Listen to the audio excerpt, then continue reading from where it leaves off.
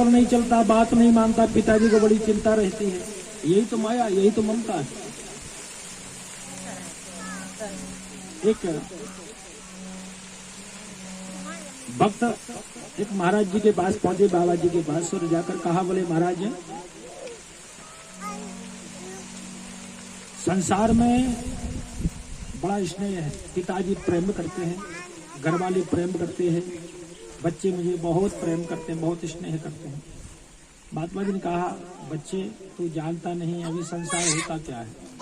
संसार स्वार्थी है, जब तक स्वार्थ है तब तक प्रेम है, और जिस दिन स्वार्थ तू नहीं संपन्न करेगा उस दिन तेरा प्रेम भाव चूर चूर हो जाएगा, दूर दूर हो जाएगा, नष्ट भ्रष्ट हो जाएगा।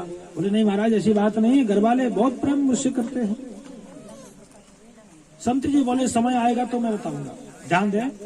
एक दिन वो भक्त गया और संत जी ने एक धतूर का बीज लेकर के उसको खिला दिया, और धतूर का बीज जैसे ही खाया वो बेहोश हो गया, घर पहुंचा, तबीयत बिगड़ी, पिताजी को चिंता हुई, माताजी परेशान बिचारी, वैद्य हकीमों को बुलाया, दवा दारू कराई, आराम नहीं मिला।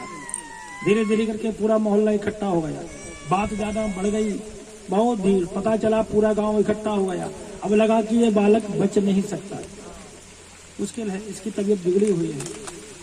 बाबा जी से प्रेम है, बाबा जी को बुला लिया जाए ताकि बाबा जी एक बार मिल लें, विशेष प्रेम है बाबा जी के इसके ऊपर। महात्मा जी को अवगत कराया, उन्हें बुलाया, महात्मा जी आए। महात्मा जी ने देखा, भाई भीड़ भाड़ क्यों लगा रखी है, क्या बात है। बोले महाराज जी आज सुबह से बच्चे की तबीयत बिगड़ गई है, इलाज नहीं कराया। बोले जी महाराज जी कराया, वैद्य हकीम आए, दवा पिलाई, पथ्य दिया, औषधि दी, पर आराम नहीं मिला। महाराज जी लगता है कि अब ये बच नहीं पाए। महाराज जी बोले नहीं, 1 कटोरी दूध लाओ। तुरंत 10 कटोरी दूध लेकर के 10 लोग दौड़े, लो महाराज जी बच जाए, किसी की जान का सवाल है, बच जाना चाहिए। महाराज जी ने कटोरी के दूध को लेकर 7 बार घुमाया और रखा। बोले पिताजी कौन है, तो पिताजी आए। बोले जी महाराज मैं पी जाओ दूध को। कटोरी उठाई, पिताजी पीने ही वाले थे। महाराज जी बोले रुको, तुम मर जाओगे, तुम्हारा पुत्र जीवित हो जाएगा। पिताजी ने कटोरी लेकर नीचे रख दी। बोले महाराज जी अब आप कहते हो मरने में बहुत दुख होता है, बहुत दर्द होता है, अब इसको मरना पड़ा, अब मैं मरूंगा, इसको दुख हुआ, मुझे हुआ, 2 लोगों को दुख होगा, मैं तो दूध को नहीं पी। माता जी को बुलाओ, तो माता जी आई। माता जी आप दूध पी जाओ, तुम्हारा पुत्र जीवित हो जाएगा। बोले महाराज मैं पतिव्रता हूँ, पति जिस काम को नहीं करते उस काम को मैं कैसे कर सकती। पति ने नहीं पिया, मैं दूध को नहीं पी सकती, मैं पतिव्रता हूँ, अपने धर्म को कैसे छोड़ सकती। ठीक है, पत्नी को बुलाओ, पत्नी आई, पत्नी से कहा तुम दूध पी जाओ, तुम्हारे पति जिंदा हो जाएंगे, जीवित हो जाएंगे। पत्नी ने जवाब दिया, बोले महाराज बाबा जी बने हो, गृहस्थ आश्रम को समझते हो, छोटे छोटे 4 बच्चे हैं, मैं समझती हूँ कि वहां से ज्यादा और लालन पालन कोई व्यक्ति नहीं कर सकता। पिता चाहे कि बच्चों की परवरिश कर लूं, मैं पाल पोस लूं, नहीं, संभव नहीं हो सकता। कहीं मैं मर गई ना, 4 बच्चे मारे जाएंगे, 5 हत्याएं होंगी। कहाँ लिखा है एक जीव को बचाने के लिए 5 जीवों को मार डालो। मैं इस दूध को नहीं पीऊंगी। महाराज जी बोले ठीक। अड़ोसी पड़ोसी कोई प्रेमी हो, महाराज जी ने कहा कि अड़ोस पड़ोस के कोई प्रेमी हो जो इनसे प्रेम करते हो, वो दूध पी लें, वो मर जाएंगे और ये जीवित हो जाएंगे।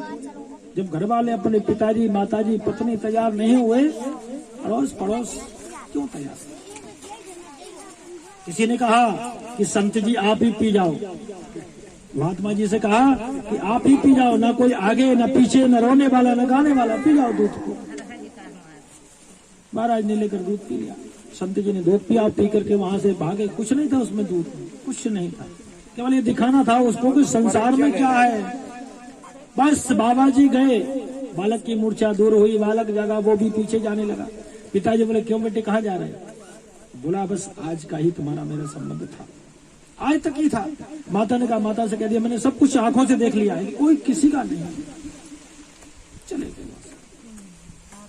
कहने का तात्पर्य कि स्वार्थ जब तक है सब हमारे हैं, जिस दिन स्वार्थ टूट जाता है कोई हमारा नहीं। हमारा यदि है तो परमात्मा, इसलिए बंसी वाले का भजन हमें सतत करना चाहिए। परीक्षित ने धारणा के विषय में प्रश्न पूछा। जितासनो जित श्वासो जित संगो जितेन्द्रिय स्थूले भगवतो रूपे मना संधारयेद्धि। सुखदेव जी ने कहा, जितासनो, पहले आसन को जीतना चाहिए। हम एक आसन से कितने घंटे बैठ सकते हैं? पता है कि कथा में आए तो कहीं हमारी यजमानी बैठी है, ऐसे बैठ जाते हैं, कहीं इधर ऐसे बैठ जाते हैं, कहीं वैसे बैठ जाते हैं। आसन को जीतना चाहिए कि हम एक आसन से कितने घंटे बैठ सकते हैं। जितासनो, सबसे पहली बात है आसन को जीतना।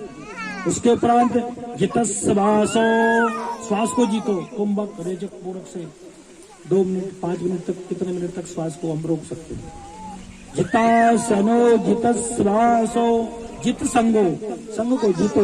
संग हमेशा अच्छा होना चाहिए। किसी ज्वारी शराबी का हम संग न करें, किसी भगवत भक्त का संग होना चाहिए। जितेन्द्रिया, इंद्रियों को जीतना चाहिए। काम, क्रोध, लोभ, मोह, अहंकार इत्यादि को हम जीते। हमारी इंद्रियां बड़ी बलात् हैं।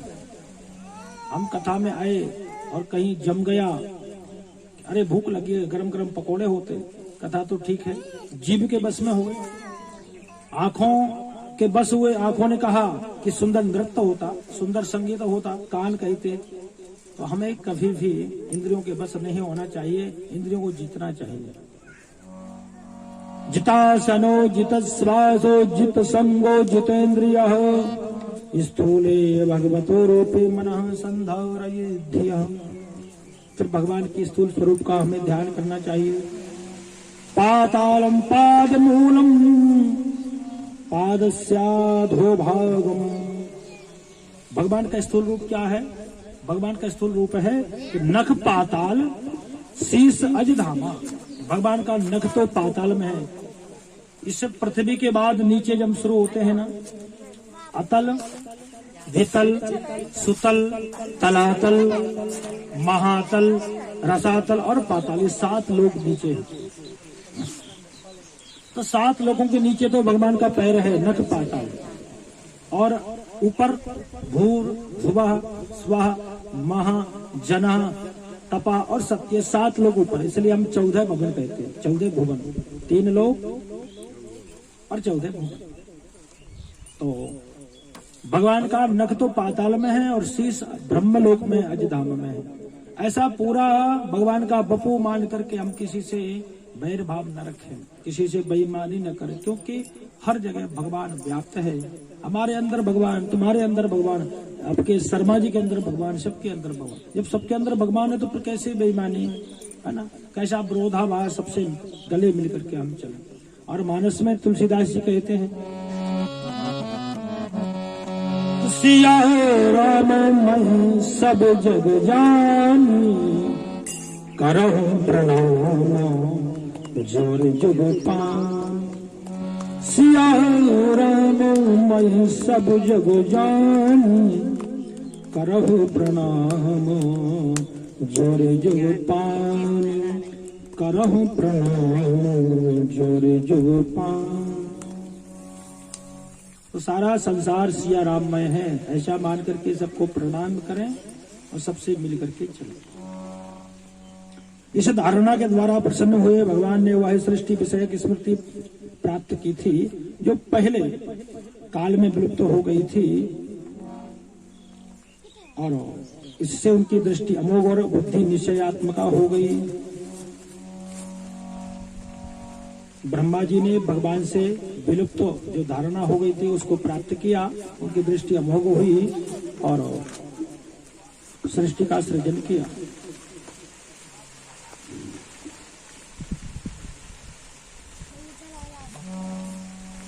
दो प्रकार की मुक्ति होती है, एक सद्यो मुक्ति और एक क्रम मुक्ति। सद्यो मुक्ति तो ये होती है कि भगवान का आराधन करने पर तुरंत हो जाती है। वो क्रम मुक्ति धीरे धीरे क्रम क्रम से समय लगता है और मुक्ति हो जाती है। उसको सापेक्ष मुक्ति कहते हैं। कर्म मुक्ति क्रमशः प्राप्त होते, देवयान से जाने वाले जीव जिसे ब्रह्म को प्राप्त होते हैं। सापेक्षक मुक्ति है, कल्प पर्यंत पुनः जन्म होता है, परंतु वास्तविक मुक्ति वाले संसार से मुक्त हो जाते हैं। महाराज परीक्षित ने बताया कि अन्यान कामना से जो भगवान को भजते हैं, किसका भजन करने से क्या प्राप्त होता है। देवी माया मुक्तु श्री कामस तेजस काम विभावसुम वसु कामो वसून रुद्राम वीर कामोथ वीर्यवान। देवी मायाम तु श्री कामस, लक्ष्मी की जिसको चाहे हो, लक्ष्मी चाहते हो तो दुर्गा सप्तशती का, देवी का आराधन करना चाहिए। सप्तशती का पाठ कराए, देवी का आराधन करें। तेज की कामना के लिए अग्नि का पूजन आराधन करना चाहिए। धन की कामना के लिए वसुओं का पूजन करें, और वीरता की कामना के लिए भगवान शिव का आराधन करना चाहिए। यज्ञम यज्ञ यशस काम कौश काम प्रचेतसा, यज्ञ की इच्छा है तो यज्ञ पुरुष का आराधन करें। खजाना चाहते हो तो प्रचेताओं का आराधन करना चाहिए। विद्या कामस्तु गिरीशम दाम्पत्यार्थ उमां सती, विद्या की प्राप्ति के लिए भगवान शिव का पूजन करें, और चाहते हैं कि पति पत्नी की नोक झोंक न हो तो पार्वती जी का आराधन करना चाहिए। जिस पति पत्नी की लड़ाई होती हो तो नित्य प्रति एक लोटा भर के भगवान शिव के ऊपर जाकर पार्वती मैया जी के ऊपर, परिवार के ऊपर दिल चढ़ाए रोज। ऐसा करने से घर की लड़ाई दूर हो जाती है, क्योंकि लड़ाई से हमारा मन उद्विग्न हो जाता है, प्रसन्नता नहीं रहती, इसलिए लड़ना ठीक नहीं माना जाता। हाँ, कभी कभार प्रेम को बढ़ाने के लिए महीने 2 महीने में एक मीठी मीठी नोक झोंक हो जाए तो अलग बात है, पर लड़ना नहीं चाहिए। अकामः सर्व कामो वा मोक्ष काम उदारधी तीव्रेण भक्ति योगेन यजेत पुरुषम परम। जो किसी कामना के वश अथवा बिना काम के, कोई किसी कामना से अथवा निष्काम भाव से, चाहे कामना हो चाहे कामना ना हो, भगवान यज्ञ पुरुष का ध्यान आराधन तो अवश्य ही करना चाहिए, क्योंकि हमारा जन्म भगवान को प्राप्त करने के लिए हुआ है। ईश्वर अंश जीव अविनाशी, भगवान के हम अंशी हैं। भगवान ने हमें मनुष्य बना करके यहाँ भेजा हुआ है, हम भगवान के अंश कहलाते। ईश्वर अंश जीव अविनाशी चेतन अमल सहज सुख राशि। हमें क्या करना चाहिए? भगवान का भजन अवश्य करना चाहिए, जितना हो कर करना चाहिए।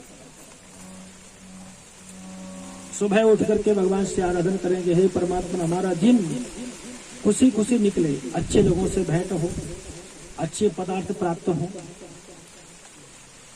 मंगल सूचनाएं प्राप्त हो। हर दिन भगवान से प्रार्थना करनी चाहिए, हमारा दिन अच्छे से निकले। और ऐसा हम नहीं करते हैं तो पता है 4 प्रकार की संज्ञा प्राप्त होती है।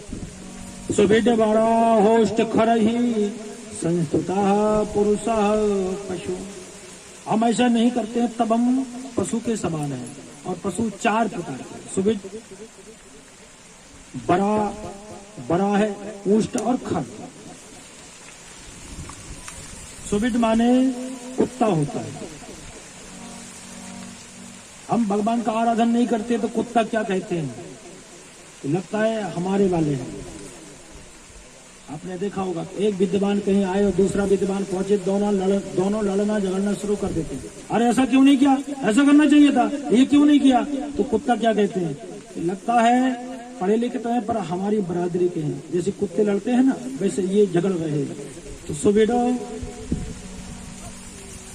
बड़ा है, जो मनुष्य होकर के भक्षा भक्ष खाते हैं, मदिरा पान करते हैं, मांस मच्छर खाते हैं, ऐसा हमें नहीं करना चाहिए। मनुष्य के लिए बहुत खाने की वस्तुएं हैं, खान पान जिनका दूषित है वो सूकर कहते हैं देख करके, यह तो मनुष्य पर लगते हमारी बरादरी के, जैसे सूकर भक्षा भक्ष खाते हैं वैसे कोई खाए तो हमें सूकर की संज्ञा प्राप्त होती है। सुबीरो बरा ओ होस्ट, ऊंट की संज्ञा प्राप्त कब होती है? कोई पढ़ा लिखा व्यक्ति हो, अच्छे पद पर हो और कोई कहे कि एक जरा सा सिग्नेचर कर दो, एक जरा सा दस्तखत कर दो, मेरी जिंदगी समझ जाएगी, मेरी नौकरी लग जाएगी, और वो देखे ही नहीं, वो किसी की बात को सुने ही नहीं, तो लोग कहते हैं कि लगता है ऊंट कहते हैं कि हमारी संज्ञा का है, क्योंकि ऊंट हमेशा ऊंचा होकर ही चलता है, किसी की तरफ देखता नहीं है। खर की बात, खर माने होता है गधा।